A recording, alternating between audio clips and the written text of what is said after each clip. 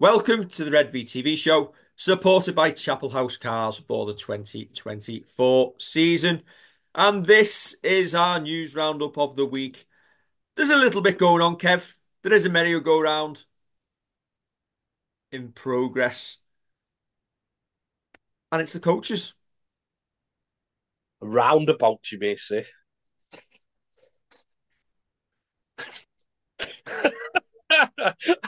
That's the first time I've seen this slide.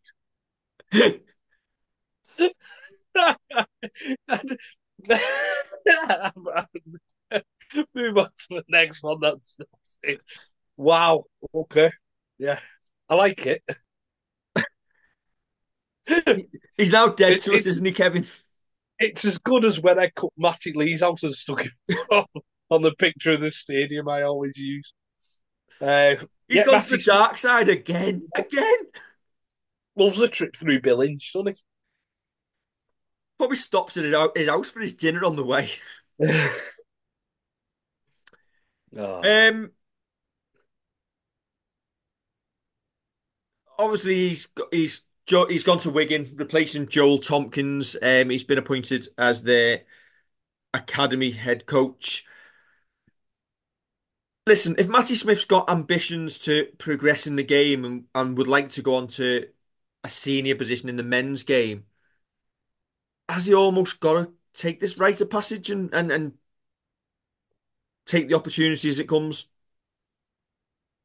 Um, Possibly, but wasn't he already assistant coach at one of the biggest Super League teams? Well, he's stepped up to help, hadn't he? But Yeah. when we've decided to basically go and get Lee Briers, does that put him down the pecking order and make him see where he stands at the club? And in that case, he's opted to go to pastures new. Um, because I don't think he was proving anything with the women's team. And I say that only because our women's team are so good. But even there, he hasn't gone and won the big one with them like Hardman has. Um, yeah, I think it's a tough one, isn't it? Because he hasn't won the grand final, but he's still got coach of the year with them. Still took him to Challenge Cup win, still took him to finishing top of the table. Still done a good job there, and obviously been asked to step up into the assistant coach's realm. Um, I know that some fans think that we played our best rugby when he'd stepped up to the plate when Lauren Fraser knew was did he go back home? Was it through family issues he went back home? Um, but at the end of the day, he's ended up as part of the coaching staff that has led us to sixth in the table and a game against Warrington that ultimately we've lost. And because he's part of that, he bears the same burden as Laura Fraser, who should. I don't buy all this. Well, our attack was this, and you're not telling me that Matty Smith didn't have anything to say when it came to attack. You're not telling. I'm not having that at all. I'm not having that one person just solely looks at that and doesn't have their input into it when they all get in a room. Not for me, that. We, we always talk like things need freshening up, and fans Yeah. have banged on about it for ages. The comments on the club's official post today when it was announced that he was gone, it's almost like we've had a couple of weeks and there's people have had nothing to moan about. So you want change, you get change, you moan about change. Um, I think I think with regards to it as well, you don't know kind of if he's had a chat with the club and the club has said this is how we see it going, this is the future is this, we're backing well for next year. Whether some fans like it or not, they're backing well for next year. We're bringing Breers in on a 2 year deal. We potentially see some kind of he's done more in the assistant coach's realm, so he will be the senior assistant coach. And whether this opportunity has come up for Matty and he thinks that's given me more of a pathway. We're going to have spoken about a pathway in, and and a succession plan of this is what we see over the next 2, 5, 10 years. Not only that, is the money a bit better? In sport, we'd all love for players to be loyal as long as a fan wants them to be loyal and a fan wants them to be there. Unfortunately, Matty's got bills to pay as well. He's got mouths to feed. If he is being offered a big incentive to go over to Wigan as well, and he'll have more hands-on training with the young lads and the pathways into the first team from academy level or whatever, and he's getting paid more money for it. Can't blame him for going and doing that. Yeah, you look at the pathway, obviously that Matt Pete followed at Wigan, and that's a potential route for Matty in the future. Um, I just think it's one of those things that maybe suits all parties just to part ways a little bit. Matty's probably instigated it in terms of the job becoming available, being offered the post and deciding, yeah, I'm going to take the opportunity.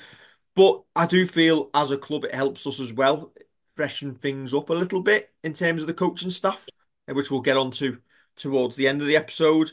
But listen, he's been to the club, he's helped us the women's team win um, Challenge Cups last couple of years, and he's kept it ticking over. So I'd like to say we wish him well, but we don't want him to win anything there. But is what it is. Yeah. Go on.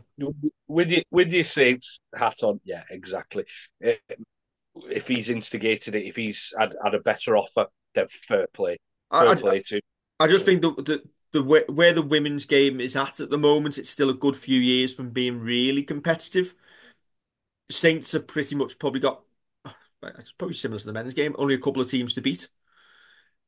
Yeah, And he's probably just felt that opportunity for a new challenge and to build his career that way is the way he wants to go. So it is what it is. We move on, and instead we bring back Saints' most successful women's coach in Deck Hardman, ably assisted jointly by Mr. Craig Richards, who has obviously had success coaching the England international team, where I think he's had Deck working alongside him there at times as well. So they're a partnership who know each other well. The women's team know them both well in coaching capacities. So with the amount of changes that the women's team are going to go through next season, with the amount of players retiring, leaving, moving on, it could be the start of a new era. yeah, it could be. I think it's a good, steady, safe, intelligent choice to have Deck and Craig in charge. They know the club, as you say. They know the women's kind of side of things as well. I do think it's a wise choice getting a couple of pairs of hands there that you know will be good for that women's team. Um, I don't think there's a better choice. I don't think there's a better choice Saints could have made. As you say, you allude to everything that Deck's done in the role previously. Craig was England head coach as well. Um, the fact that they'll want to drive it like the men's team, like we tend to do, bringing the youth through as well, giving them a chance in the first team, and yeah, building for the future. Obviously, not mentioning the fact that Deck was the coach of the reserves team this year. That won silverware by winning the reserve grand final as well. So wherever he's gone, or wherever he's been in charge, he's delivered success. So hopefully he'll be able to take us one step further than Matty did and get us over the line. Yeah, we're going to have to start calling him Midas Hardman here. He's got the golden touch wherever he goes. He And yeah, has. you're right to point it out that the women's team obviously brought home trophies. So did the reserve side that he was in charge of with Craig as his assistant. So it looks like it's a tried and tested partnership. Hopefully they can just take Saints that one step further and get that grand final win. And the last part of the merry-go-round, it isn't quite confirmed yet, but based on what's come out over the last couple of days, it appears that Eamon O'Carroll will be the next well, new or one of the new assistant coaches um, at Saints in 2025. He's previously coached Newcastle Thunder for a couple of years. He had a spell over at Catalan, and he was head coach of Bradford last season, where he's kept them going towards the top of the table and developed a little bit of a reputation. And it looks like Saints have made the move to bring him to the club. Hopefully, be confirmed soon. Yeah, I like the fact that he's got a Newcastle Thunder top on with the Bradford Bulls logo. All we need is him have a Saints bobble hat on, if they're available in the And club shop, I and suppose. a Catalan beret. The Catalan Berry, yeah, be all right. Yeah, he's taken Bradford to third in the championship. Um, I think he, I think Bradford actually put it out that they were the highest placed part-time team in the championship, and good things are expected of him. He's got that experience. Listen, yes, he did start his playing career at Wigan, but we can't have everything, can we?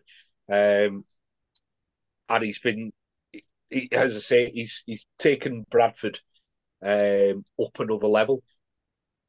He lives over this side of the Pennines. He wants to work full time at a big club. Perfect for him, isn't it? Yeah, just a couple of comments from Bradford fans. Why is he going? He was building something special. To put a downer on the day. Um, so disappointed to lose him in Yorkshire, but chance to work closer to home, be involved with a big club. Do you know what? I'm trying to have a little chip at Bradford, and it's sad, really. We miss Bradford in Super League. When you think the Saints Bradford rivalry, how big it was at one point in time, and now we're now stealing their head coach to be an assistant at the club.